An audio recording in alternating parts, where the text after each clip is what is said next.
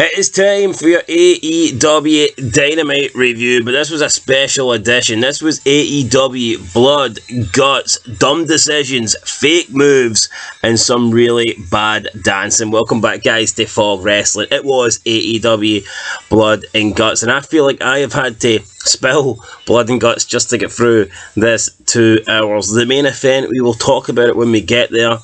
Really phony matchup, a bad matchup, but people are making it as if it's the best thing they've ever seen. In reality, it was not. There was a couple of really idiotic spots in the match, which we'll talk about when we get there, but it was the main event, so we will leave it for last. But yeah, definitely 10 of the most overrated guys in wrestling at the moment. So we kicked off, first of all, with the FTW Championship. Hook defending against Jungle Boy Jack Perry. I don't know if he's going by that name anymore, or if he's just going by Jack Perry.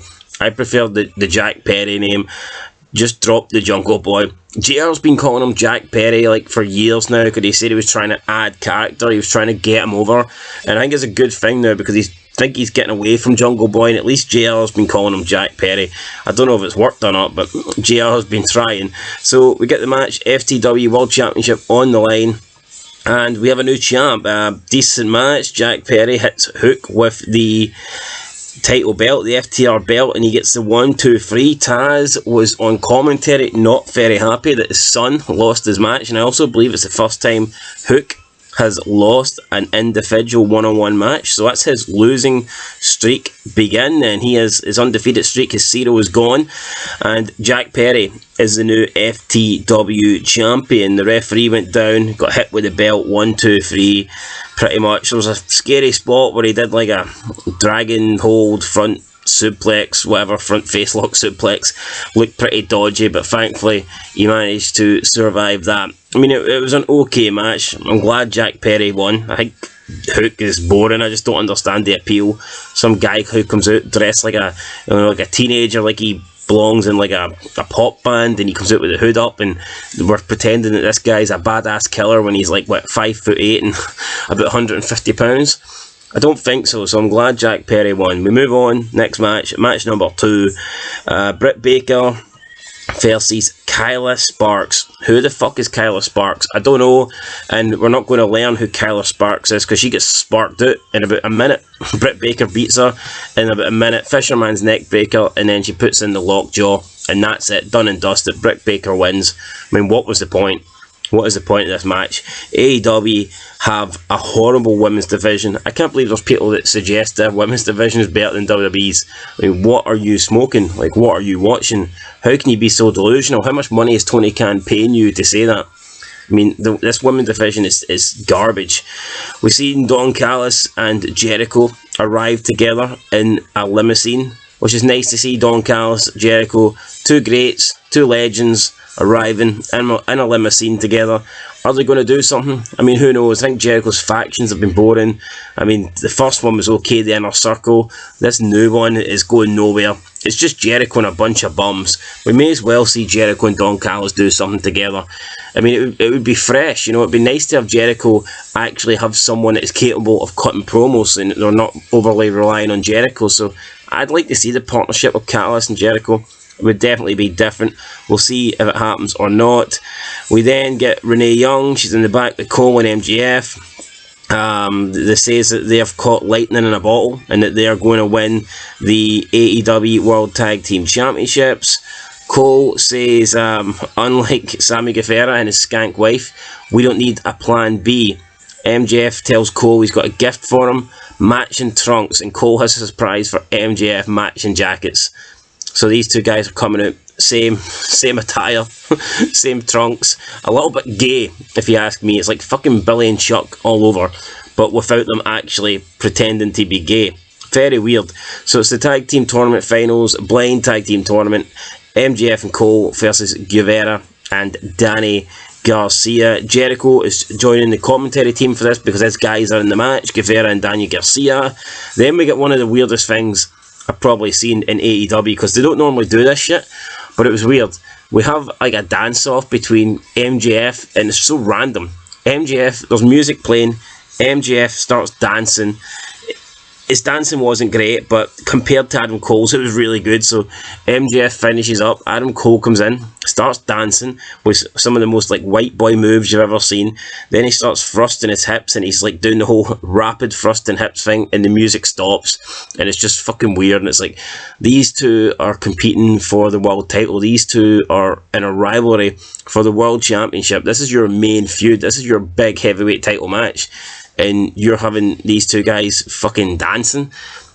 And could you imagine Rock and Austin having a dance-off, or Roman Reigns and Jey Uso next week on SmackDown? Are they going to have a dance-off? No. But everyone was praising this. Everyone was saying it was great, which I don't understand, because I know for a fact if WWE done it, people would bash it, and you know what? Rightfully so. I think it's okay people dancing if you're if you're Rikishi, you're too cool, or if you're Booker T, and if you're like a mid-carder, or you've got like a comedy gimmick, then by all means. But MJF and Adam Cole in the main event, in the main feud for the world title, and they are doing this whole like dance-off shit. I thought it was dumb. I thought it was very dumb. Anyway, we get the match and it was alright. I guess MJF overcame his fear of doing suicide dives. He did one to the outside. Adam Cole helped him by pulling up the ropes, and the way MJF did it, it looked like he was trying to hug Sammy Guevara and Danny Garcia while he was diving through the middle rope. Very, very weird looking here from MJF, but I just don't understand why they've turned him into this comedy guy. He's always been this heel, this fucking deadly heel, this devil-like heel. He calls himself the devil. You know, no one is on the level of the devil. He recognises that he is an arsehole, he is a bad guy, but now, all of a sudden, he has just turned into this comedy, you know, goof-ass, brother-type loving character alongside Adam Cole. And I get it, he's going to turn on Cole, he's going to betray Cole, but just seeing him do all this shit just doesn't make any sense. Like, can you imagine if The Undertaker, like the Ministry of Darkness Taker, like Phenom Taker, was doing like dancing, and then 3 weeks later he said it was just a joke? He wouldn't do it in the first place, so I just don't understand it. But I mean, whatever, they win. Then we get the Revival coming out. The Revival look at both MJF and Adam Cole, and I guess that's what the title match is going to be. Then they've earned a shot at the belts. Will they beat the Revival? I'm not too sure. Also, Cole picked up the world title to give it to MJF. MJF didn't like the fact that Cole was holding it, and he grabbed it off him. Looked like they were maybe going to explode here. Were they going to split up? No, they overcame it, so looks like they're on the same page. But for initially, it did look like for a second that MJF wasn't too happy with Cole holding his gold, which I guess is fair enough. After the match, Jericho comes out to, I guess, console his two guys, Guevara and Garcia, but they walk straight past Jericho, up the ramp and to the back. So it looks like Jericho's losing his group here, and if that's the case, if the Jericho Appreciation Society is done, if they don't want Jericho, if they're losing faith in Jericho, he may as well team up with Don Callis. Why not, Jericho? Give it a chance, go for it. Then we move in, guys, to the main event, Blood and Guts, Golden Elite versus Blackpool Combat Club. Look, lots of blood, lots of weapons, forks and shit like this. It's your typical AEW Jon Moxley match. Blading, weapons, tacks, glass, you name it.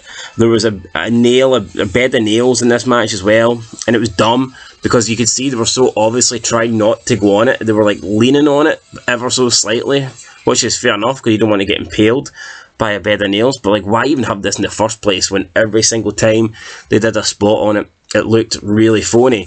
Then there was a spot in the match where they all do, like, they've all got each other's opponents up in the top rope, and they did 4 superplexes off the top rope at the same time.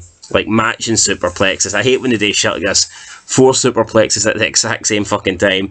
And then we've got 4 submissions locked in. So all 4 members of the Blackpool Combat Club have submissions locked into their opponents. And then we get Kota Ibushi, who, by the way, when he came out, he got no ovation. Nobody knew who he was, but the commentator says, listen to the crowd going crazy. And then it showed you a shot of the crowd and they weren't going crazy. Legit, it looked like half of them were falling asleep. They had no idea who this guy was. But anyway, there was a spot where all 4 of them had submissions in. Kota Ibushi then gets to his feet. He's the only member they don't have a submission locked in on. And he gets up and he slowly walks about the ring, kicking them one by one to get them to break the submission. So first he kicks Wheeler Yuta, then he kicks the Japanese guy take a shitter. Then he kicks John Moxley. Then he has to go to the other ring, and he just walks over at a snail's pace, and he kicks Claudio, who's got the sharpshooter locked in. So this entire time, Claudio has had the sharpshooter locked in for like a minute. He sees Kota Ibushi kicking his teammates, and he just stays there with the submission locked in, and he's watching this, and he knows what's coming. And it's like, he could have done something. He could have tried to get the guy to tap out. He could have broke the hold to prevent him from getting attacked. The other guy, Kota Ibushi, like, he was showing no urgency. He was walking about the ring as if he was like taking a stroll, like he was walking through the park with his dog. It was like, what the fuck? Your 4 teammates are in submissions here, and this guy was in no rush to break up the submissions, man. It looked so phony, man. A horrible looking spot. And I don't know how they thought this was good. It was not good. We then got Pac leave because he's a bastard. I thought that was pretty good. The commentary team asked, what's wrong with Pac? And then Shivani said, he's a bastard. Then he just walks off. He gets bolt cutters. He cuts the cage door, and he just leaves because him and Claudio weren't getting along.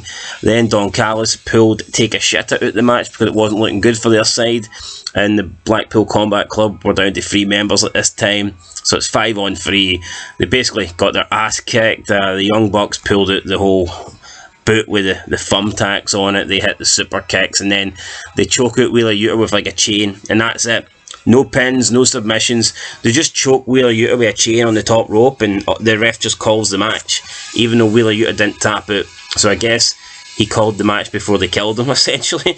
They choked him to death. I don't know, that was it, guys. Blood and guts. Golden Elite celebrate. I mean, it's expected. Of course this was going to happen. But, I mean, the spots in this match were really bad. And it's just typical John Moxley with violence and using knives and forks. I mean, like, why? I can't have a good hardcore match without this guy having to get actual fucking sharp objects out to try and kill people. I mean, this guy, he's obsessed with knives and forks. I mean, I don't get it. I just don't get it. It's like he's fucking cooking dinner every time he's in AEW. He's got his knife and fork out ready to eat. He wants to eat the flesh off of someone's forehead. Guy's like the cannibal or something. I don't know what he is. Anyway, guys, that is it. I mean, I like the opening match was alright. Tag team match wasn't bad, minus the dancing. And in the main event, you know, it's semi-cool to see people bleeding and shit, but AEW just does it so often that it doesn't matter. I'll get a 3 out of 10. There you go. That's me being pretty fair. 3 out of 10. The dancing though was dumb, and some of the spots were really dumb. And the women's match was garbage, a minute long. But yeah, you know what? 3 decent matches, I guess. So I'll give it a 3 out of 10. That's it, guys. Catch you in the next one. Till then, peace.